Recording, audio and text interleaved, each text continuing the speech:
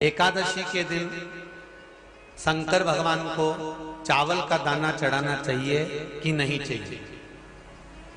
किसी ने पूछा कि चावल का दाना एकादशी पर भगवान शंकर को चढ़ा सकते हैं, चावल का दाना शंकर जी को चढ़ाते क्यों है, पहले तो वो समझ लें।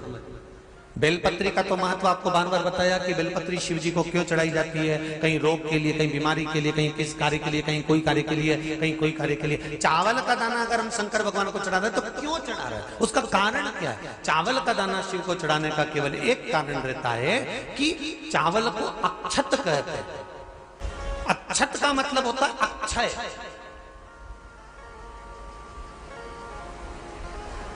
अभी हमारे यहाँ एक तिथि आने वाली है, अक्षय तृतीया। उसका मतलब क्या होता है, अक्षय, जिसका कभी क्षय ना हो। जब हम भगवान शंकर को चावल का दाना चढ़ाते हैं, जैसे बहुत ध्यान दीजिएगा महाराज, बहुत समझने वाली बात है, बहुत ध्यान से। चावल का दाना हमारे मस्तक पर तिलक करने के बाद पंडित जी क्यों लगाते हैं कि भगवान जैसा समय आज चल रहा है, आप पूजन कर रहे हो, पाठ कर रहे हो, दान कर रहे हो, पुण्य कर रहे हो, सत्कर्म कर रहे हो, भजन कर रहे हो, मेरा देव अधिदेव महादेव, मेरा नारायण, मेरा सत्यनारायण भगवान, मेरा राम जी, मेरा विष्णु जी, मेरा भागवत मैया, मेरी रामायण मैया, ब्राह्मण मस्तक पर तिलक लगाने के बाद चावल इसलिए लगाता है कि जैसा समय आज चल रहा है, भगवान तुमको ऐसा ही समय बनाकर रखे और तुम ऐसे ही चार चांद लगाते रहो, दान पुण्य संकीर्तन करते रहो। इसलिए मस्तक पर चावल का दाना लगाया जाए।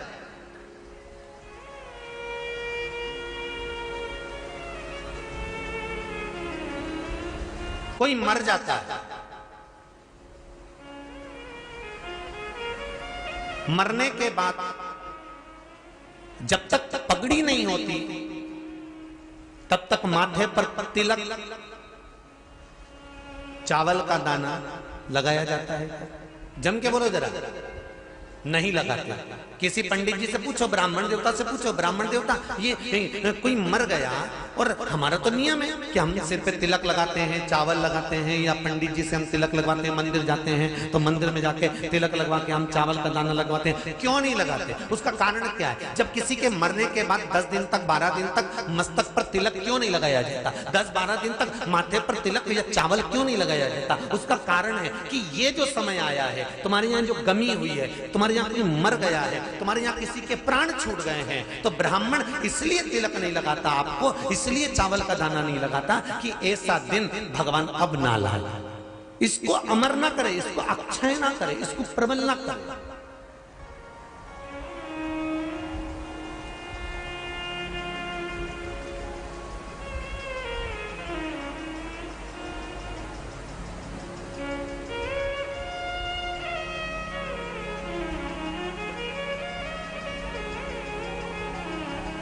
और जब चावल का दाना, तो यहां शिव महापुराण की कथा करी, चावल का दाना हम शिव जी को क्यों चढ़ाते हैं, भगवान को क्यों समर्पित करते हैं, भगवान की पूजन में अक्षत क्यों समर्पित करते हैं, चावल क्यों समर्पित करते हैं, उसका कारण क्या है। तो कहा, आज मैंने जब चावल का दाना आपको समर्पित करा है, जिस भाव से, जिस विश्वास से, जिस श्रद्धा से, जिस मन से मैं आपको रिझा रही हूं, हे भोलेनाथ मेरी ये मनोकामना पूर्ण कर, इसको अक्षय कर देना, इसको अमर कर देना, बस इतनी कृपा आप कर। किसी ने पूछा एकादशी के दिन चावल चढ़ाए कि नहीं चढ़ाए, तो यहां तो सीधी सीधी बात है, बीमारी देखकर थोड़ी ना आती है कि नवरात्र चल रहे हैं कि सावन का सोमवार चल रहा है। बीमारी तो बीमारी। तुम चावल मत खाओ। तिरुपति कौन कौन गया, हाथ उठाओ, ठीक है। जगन्नाथ जी कौन कौन गया, हाथ उठाओ, हाँ ठीक है। द्वारका जी कौन कौन गया, हाथ उठाओ, ठीक है। बद्रीनाथ कौन कौन गया, हाथ उठाओ, ठीक है। एकादशी के दिन कभी तुम बद्रीनाथ चले जाओ, एकादशी के दिन तुम द्वारका चले जाओ, एकादशी के दिन तुम तिरुपति चले जाओ, एकादशी के दिन तुम जगन्नाथ चले जाओ, एकादशी के दिन तुम्हारी मर्जी पड़े भगवान के किसी धाम में चले जाओ और भगवान को भोग लगाओ और उनकी थाली को झांक कर देखना, उसमें चावल जरूर मिलेगा। उसमें ऐसा नहीं है कि चावल नहीं मिलेगा। बद्री नारायण में भगवान को चावल का भोग लगा हुआ मिलेगा, द्वारका में चावल का भोग लगा हुआ मिलेगा, आपको जगन्नाथ में चावल का भोग लगा हुआ मिलेगा, तिरुपति में मिलेगा, द्वारकाधीश में मिलेगा, नाथू द्वारा में मिलेगा, सांवरिया सेठ में मिलेगा, काकरोली जी में मिलेगा। आप जहां जाओगे वहां पर एकादशी के दिन भगवान को चावल आएगा, क्योंकि भगवान के लिए परहेज नहीं है। जो काम में डूबा हुआ है, जो आसक्ति में डूबा हुआ है, जो लोभ में डूबा हुआ है, जो वासनाओं में डूबा हुआ है, जो तृष्णा में डूबा हुआ है, और जो माता के गर्भ से जन्म लिया, एकादशी के दिन चावल उसको नहीं खाना। अब हमारे यहां तो कहावत में कहते हैं, राम जी की जब स्तुति गाते हैं तो कहते हैं भय प्रगट। आती है आप लोगों को? एक लाइन तो आती होगी, गाओ जरा। भय प्रगट दीन कौशल। अब रामचरितमानस में कहा भय प्रगट कृपाला। प्रगट मतलब एकदम सामने आ गए। यहां लिखा है पेदा भय लाला। अगर तुलसीदास जी लिखते तो जन्म लिया होता राम जी ने तो तुलसीदास बाबा लिख देते कि पैदा भय, माता के गर्भ से इनका जन्म। नहीं नहीं नहीं, यहाँ कहा भय प्रगट कृपाला दीन कौशल्या। यहाँ प्रगट भय। एकादशी के माता पिता कौन है? सबसे पहले एकादशी का व्रत किसने रखा था?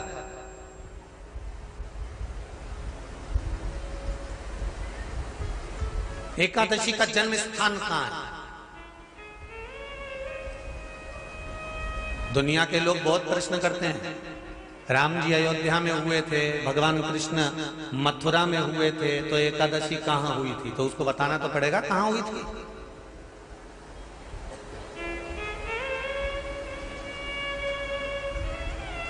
उसमें हमने वर्णन किया कि एकादशी के माता पिता कौन है, एकादशी का व्रत सबसे पहले किसने करा, एकादशी का जन्म कहां हुआ, एकादशी को क्यों चावल नहीं खाते, एकादशी के दूसरे दिन चावल का दाना खाना क्यों जरूरी है।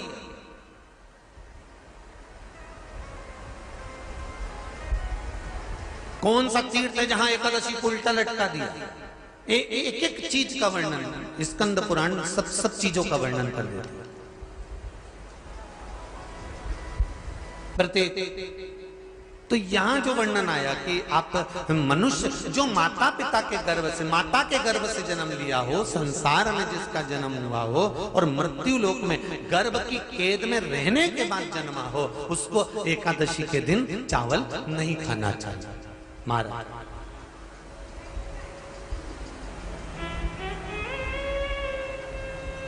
पर यहां शास्त्र ये नहीं कहता कि भगवान को चावल नहीं चढ़ाना चाहिए।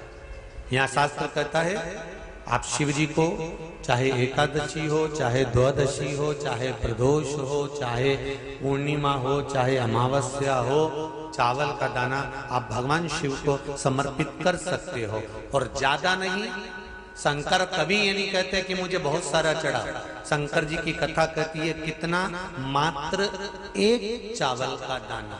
हम तो उनसे भी कहेंगे जो लोग कहते हैं ना कि हम आज हमारा सावन का महीना है तो आज हमें भगवान को 1.25 लाख बेलपत्र चढ़ाएंगे, तो कोई कहता हम 1000 बेलपत्र चढ़ाएंगे, तो कोई के हम 5000 चढ़ाएंगे, कोई के हम 50,000 चढ़ाएंगे। मेरा निवेदन केवल इतना है, तुम तो एक चढ़ा। और ये भी जरूरी नहीं है, एक बेलपत्र भी कब चढ़ाई जाती है शंकर भगवान को, जब तुमने किसी एक बेलपत्र का पेड़ लगाया होगा और वो पेड़ बड़ा हो गया होगा, तब तुम हकदार बनते हो कि किसी के पेड़ की बेलपत्र तोड़कर शिव को चढ़ाई जाए। श्री शिवाय नमस्तुभ्यम। दोस्तों, हर हर महादेव। आज जैसे कि गुरु जी ने बताया एकादशी के दिन शिव जी पर, शिवलिंग पर चावल क्यों नहीं चढ़ाते हैं, तो गुरु जी ने बताया, आप लोग ध्यान से सुनिएगा। चावल एकादशी के दिन क्यों नहीं प्रयोग किया जाता है खाने में, भगवान को चढ़ाने में, पूजा वगैरह में, तो इसको आप सही समझ लीजिएगा। एकादशी के दिन चावल का प्रयोग नहीं करना चाहिए। व्रत रखते हैं तो, नहीं रखते हैं तो द्वादशी के दिन चावल का प्रयोग करना चाहिए। तो आप लोग ध्यान से सुनिएगा और ध्यान से पूरा वीडियो देखिएगा, जैसे गुरुजी ने बताया उसी प्रकार से आप लोग करिएगा आज। और जैसे कि वीडियो आप लोगों को अच्छा लगे तो लाइक कमेंट शेयर जरूर करिएगा दोस्तों। कमेंट में हर हर महादेव लिखना नहीं भूलिएगा।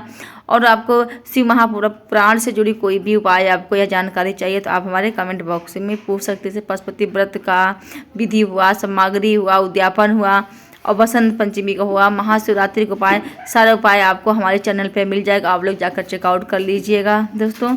बस श्री श्याम नमस्तुभ्यं। मिलते हैं नेक्स्ट वीडियो में नए उपाय के साथ। हर हर महादेव।